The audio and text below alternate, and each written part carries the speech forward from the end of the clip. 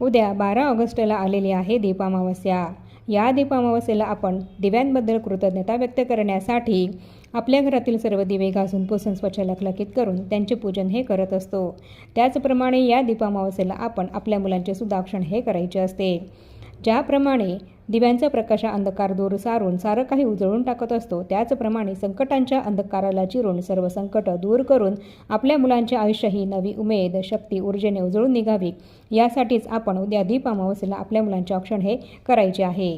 तर आपल्या मुलांचे औक्षण हे आपण केव्हा करावे, सकाळी की संध्याकाळी, त्याचप्रमाणे कोणते दिवे हे आपण मुलांचे औक्षण करण्यासाठी तयार करायचे आहेत आणि किती तयार करायचे आहेत आणि त्यानंतर या दिव्यांचं आपल्याला काय करायचं आहे याबद्दलची संपूर्ण माहिती जाणून घेण्यासाठी खाली दिलेल्या त्रिकोणावर क्लिक करा आणि व्हिडिओ पूर्ण बघा।